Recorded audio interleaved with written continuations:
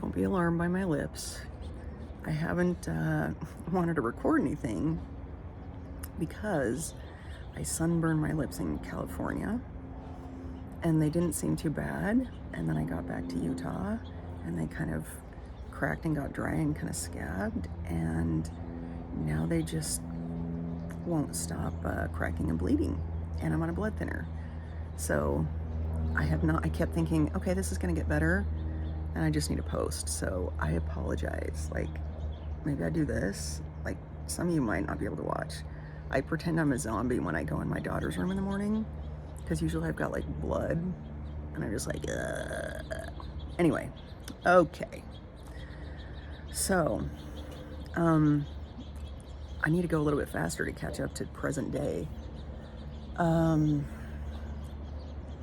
So I'll just start on, what was the last? I think I dosed the final big dose the end of July. Okay.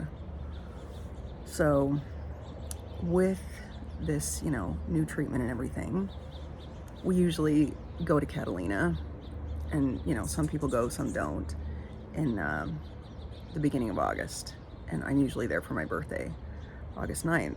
So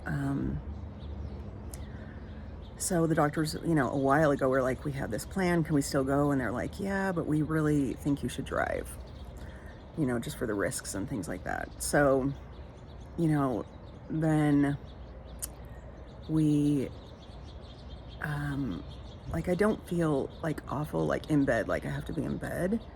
It's weird. These symptoms are so different from the other drugs. I'll do a whole post just on Talvey symptoms.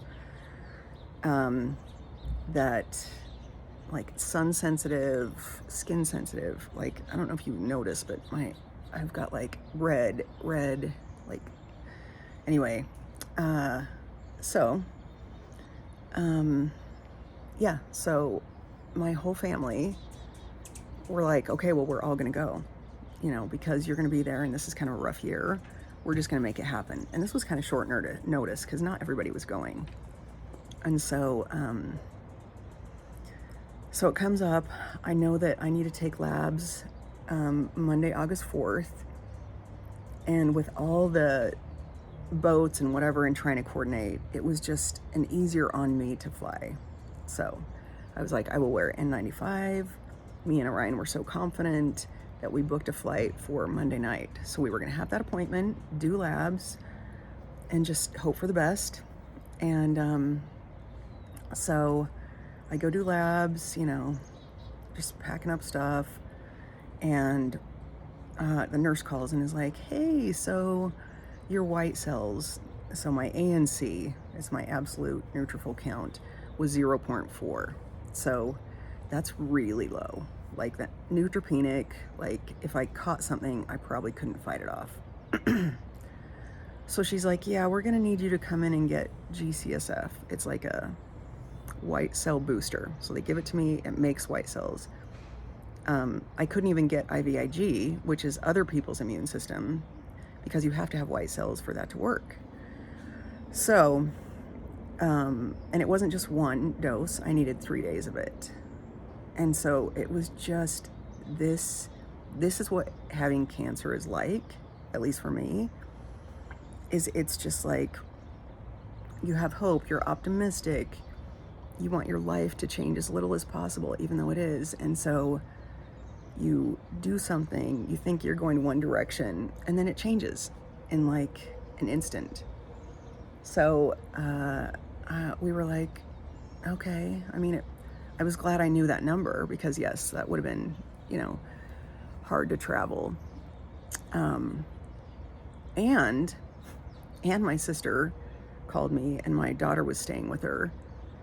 She called me, was it that day or the night before, and said, hey, your daughter has COVID. So I was just like, the universe, like, it was just feeling like, what do we do? Should I go? And yeah, so, I mean, it was just like, yeah, planets were not aligning. So that was really a bummer to know that my counts dropped that much. They usually don't do that unless I have a stem cell transplant. Like after that, I go through this, but I haven't really experienced that with other drugs that I've taken. So I was like, whoa, that's really low.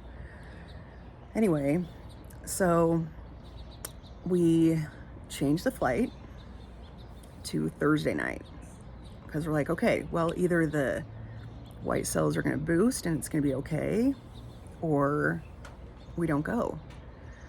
And so I was definitely, it just takes away it just takes away that like regular life, being like, yeah, we can go. Like everything is just harder. And so I got the 3 days of shots. They said I need to do labs on Thursday and see how they were. And they went from like low, 0.4 to 7.8. So then on the high side. So they're like, yep, you can go to California. But then another part of it was my daughter had COVID where we were going to stay. So luckily we have so many good family and friends there. One of them my cousin was going out of town, let us stay at his house, which is 2 doors down from my sister. And so we were isolated, and everybody had been exposed to her. Hang on, it's raining a little bit.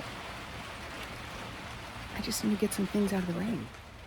So, in the end, and this is always how I kind of go through multiple myeloma, is like the benefit versus risk, or the which one, am I going to be more fearful, or is it going to bring me more joy? And so, and I don't want to miss opportunities. Like I value time and relationships with my friends, with my family for sure, and my cousins, and I value that so much. And there's just these moments when you're all together, like in the ocean or on the beach, that you just can't get from, just having dinner at somebody's house or whatever. It's a different thing. It's so special. And so, so on Thursday they were like, you can go. So, I definitely wore an N95 on the plane, anywhere indoors. The nice thing about Catalina is everything is outdoors. Eating is outdoors, the beach, just, it's outdoors.